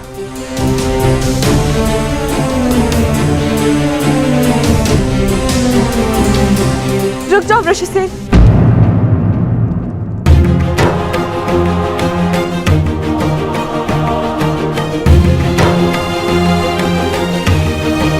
सांप ने बिल्कुल ठीक कहा वृषसेन।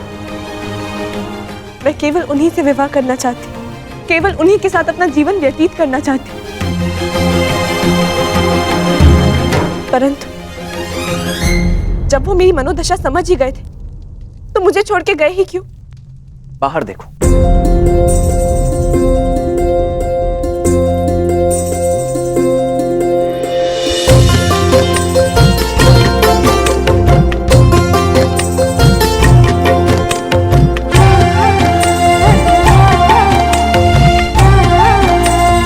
एक दूसरे को देखने के लिए बहुत समय मिलेगा लक्ष्मण, परंतु एक दूसरे के साथ जाने के लिए समय कम। शीघ्र तैयार हो जाओ। तैयार? परंतु किस लिए? अब इसका निर्णय मैं लूंगा कि किसको क्या मिलेगा। आपने मेरे पिता को पराजित किया था कुरु कुमार, मुझे नहीं। छल किया गया था मेरे साथ। ब्रह्मास्त्र ये प्रतिद्वंद्वी के सबसे बड़े शत्रु का भय उसके समक्ष उत्पन्न कर देता है।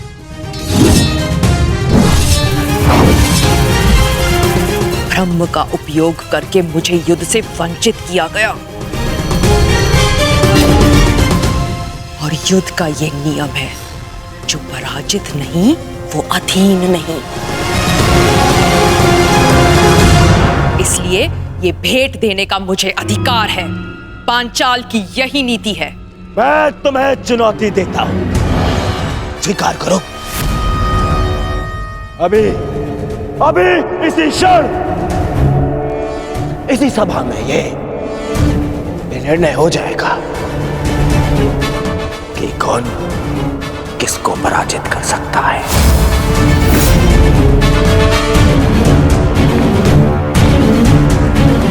न्यायानाम अधिकाराणाम प्राप्त्यर्थम साम्राज्यर्थम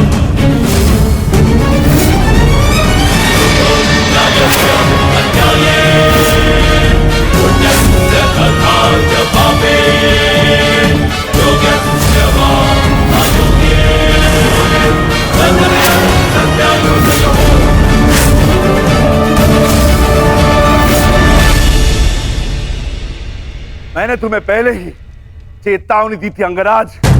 विवाह के समारोह में कोई भी विकट परिस्थिति उत्पन्न हुई तो उसका परिणाम भी विकट ही होगा। मैंने भी चेताया था, मैं यहाँ केवल अतिथि बनकर आया हूँ, परंतु परिस्थिति उत्पन्न हुई तो उत्तर अवश्य मिलेगा।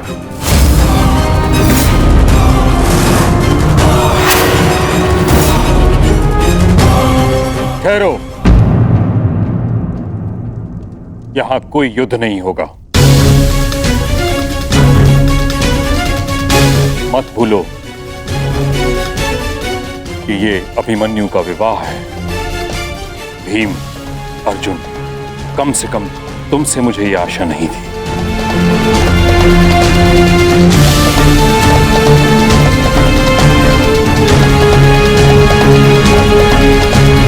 मैंने केवल हस्तिनापुर का अधिकार प्रस्तुत किया है और कुछ नहीं।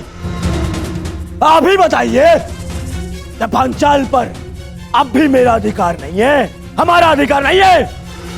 यदि अधिकार की बात है तो कहां है इंद्रप्रस्थ, जिस पर अज्ञातवास पूर्ण होते ही हमारा अधिकार होना चाहिए था। कैसा अधिकार? क्या तुम्हारी स्मृति पे 13 वर्ष के समय ने धूल जमा दी है दुर्योधन? क्या तुम्हें स्मरण नहीं कि शर्त यह थी कि 12 वर्ष का वनवास और 1 वर्ष का अज्ञातवास पूर्ण होते ही हमें फिर से हमारा छीना हुआ राज्य वापस मिलेगा और ज्येष्ठ युधिष्ठिर फिर से सम्राट बन जाएंगे।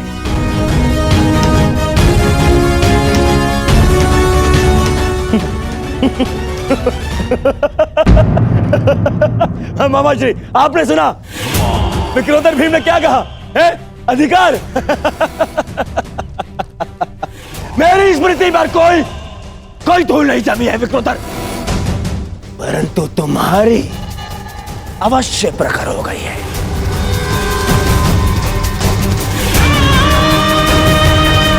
क्योंकि मेरी गणना के अनुसार तुम्हारा ज्ञातवास तुम्हें पहले ही भंग कर चुका हूं, इसीलिए मैं तुम्हें कुछ नहीं दूंगा। कुछ नहीं मिलेगा तुम्हें। और वैसे भी विराट युद्ध में मैं पहले ही घोषणा कर चुका हूं कि इंद्रप्रस्थ पर अब भी मेरा दुर्योधन का अधिकार है।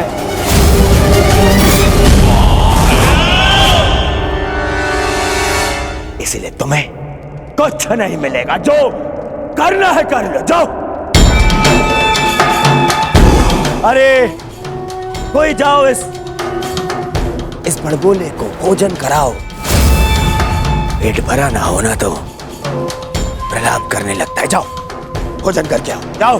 बस दुर्योधन, अब मेरा पेट तेरे लहू से भरेगा।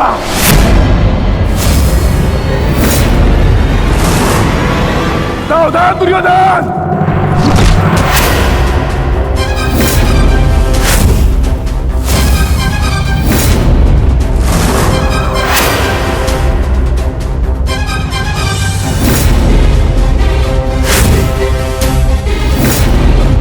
मैं भूल गया था, योद्धा से पहले प्रहार सहने उसकी ठार आती है।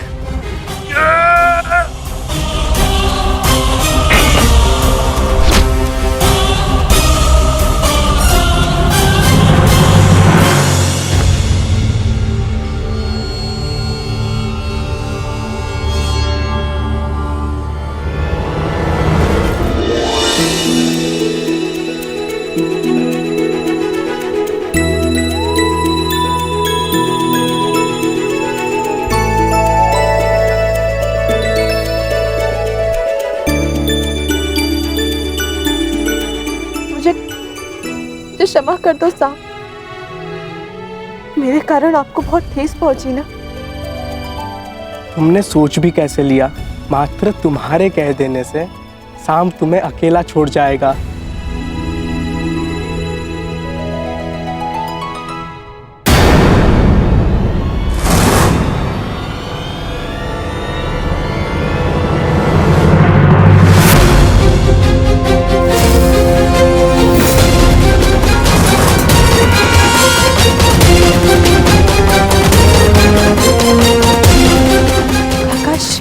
लक्ष्मणा, अपने कक्ष में जाओ।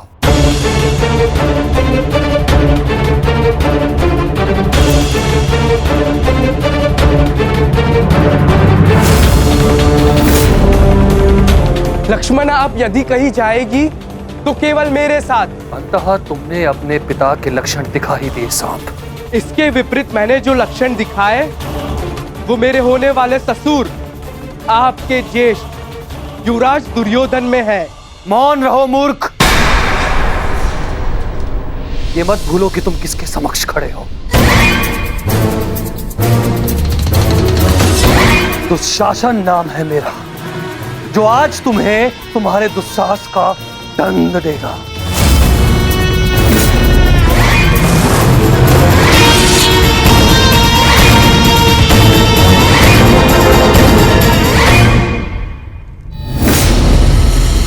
श्रेयस्कर यही होगा, तुम इस प्रकरण से बाहर रहो कर्ण। ये राजपुत्रों का प्रकरण है, तुम जैसे सूत पुत्रों का नहीं। ये भूमि के अधिकार की बात हो रही है, रथ की रास थामने की नहीं। मैं केवल एक ही भूमि जानता हूं, और वो है रणभूमि, जिस पे प्रत्येक योद्धा का अधिकार होता है।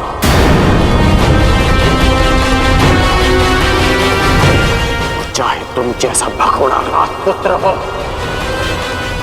या मेरे जैसा सूतपुत्र। तो ठीक है, आज मैं तुम्हारे योद्धा होने का भ्रम ही तोड़ देता हूं। देखो तो सही, रथ की रास थामने वाले हाथ कितनी देर तक मेरे समक्ष अस्त्र थामे रह सकते हैं।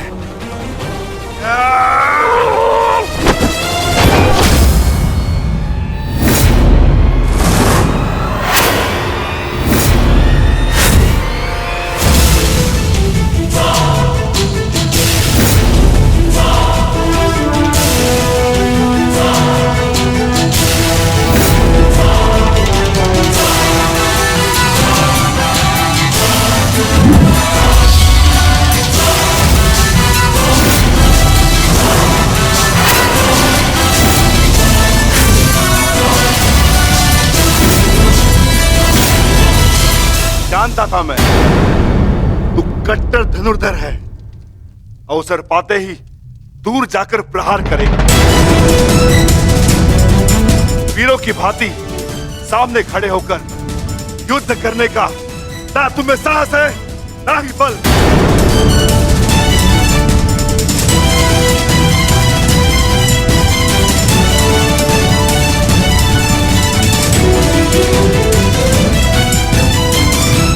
अपने बल और साहस का परिचय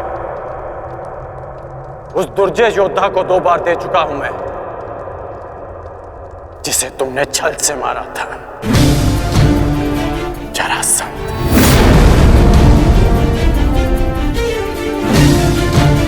क्यों ना आज तुम्हें भी जरासंध का स्मरण करा दूं।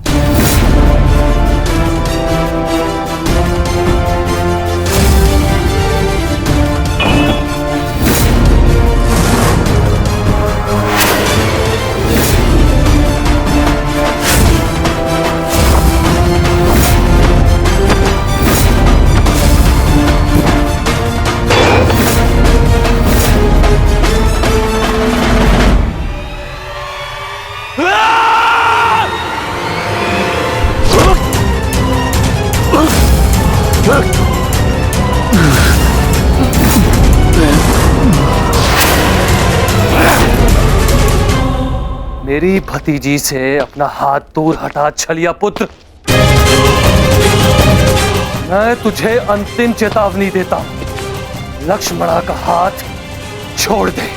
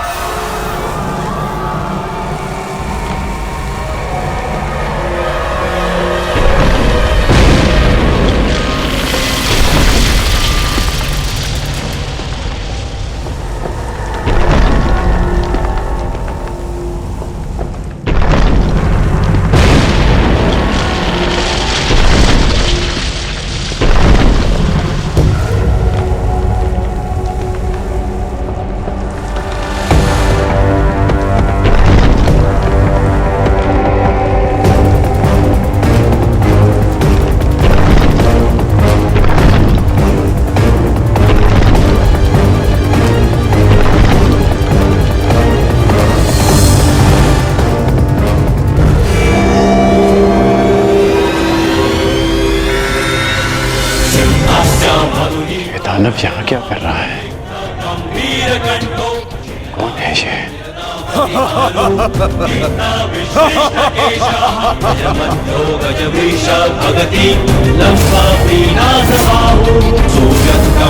राक्षसी जो लोकवीरस्य पुत्रः।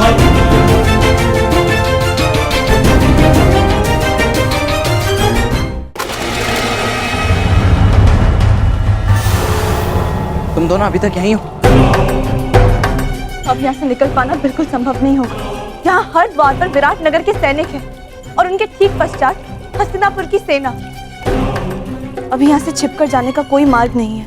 तब तो केवल एक ही मार्ग शेष है, हमें सबके मध्य से निकलना।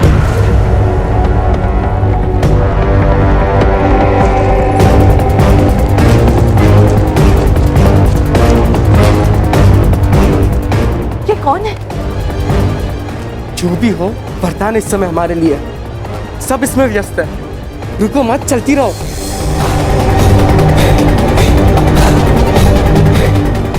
सांब,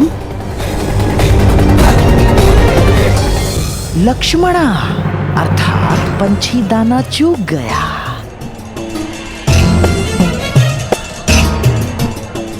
तुम्हारे पिता को कितना गर्व होगा सांब, महान वासुदेव का महान पुत्र कितने महान प्रयोजन को लाक्षित कर रहा है।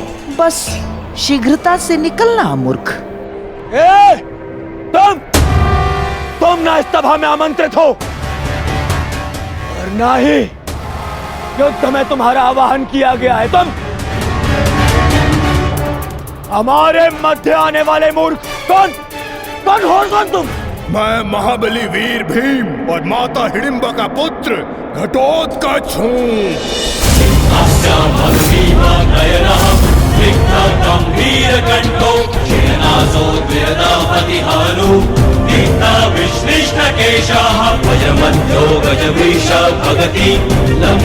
स्वागत है घटोत्कच, मायावी घटोत्कच।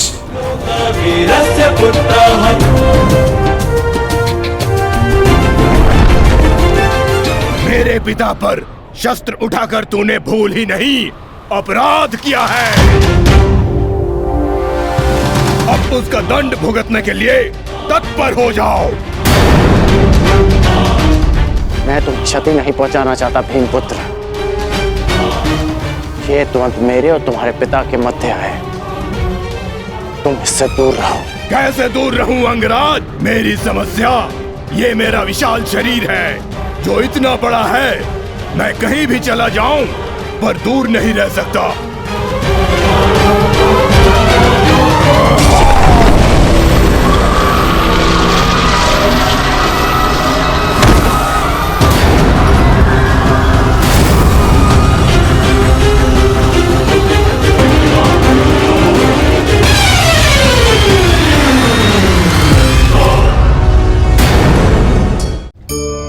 हम सब जीव हैं, अर्थात जीवन जी रहे हैं और जीवन जीते समय उसके पश्चात की कल्पना भी करते हैं कि मृत्यु के पश्चात हमें स्वर्ग मिलेगा या नर्क, अप्सराओं का नृत्य देखने को मिलेगा या यमदूत हमें दंड दे रहे होंगे।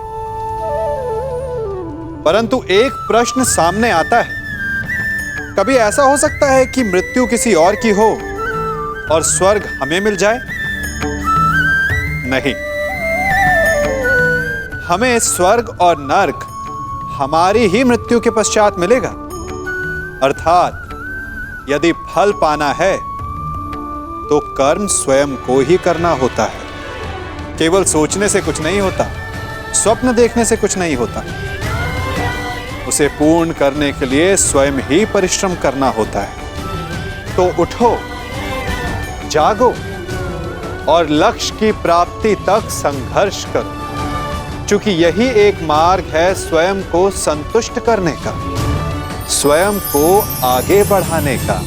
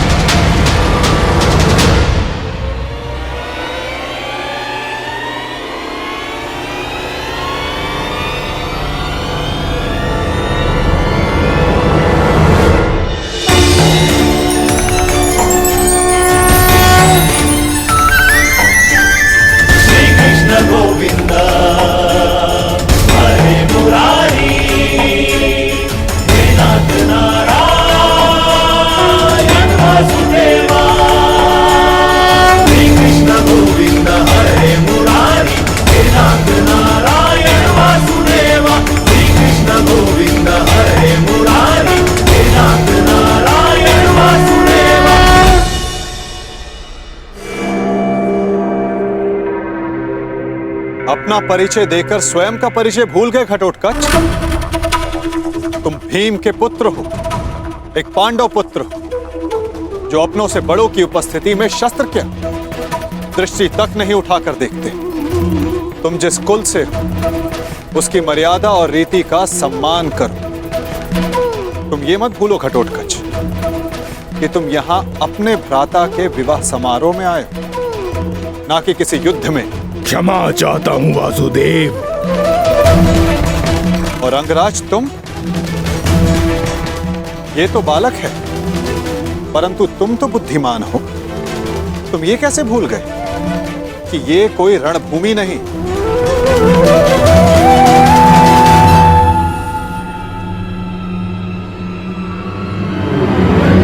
और आप सब एक अतिथि और अतिथि की मर्यादा कैसे भूल गए?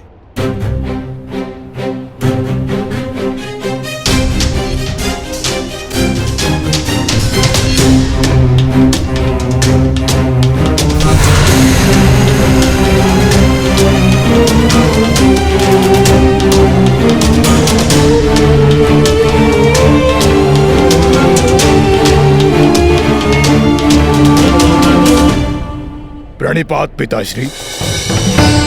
आयुष्मान भव पुत्र। स्वागत है पुत्र, तुम्हें देखकर प्रसन्नता हुई।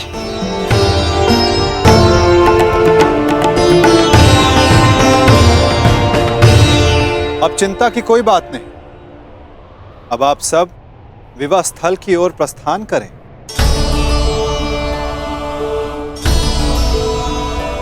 आओ पुत्र। अभी तो समझा ही था, कहां चला गया वो?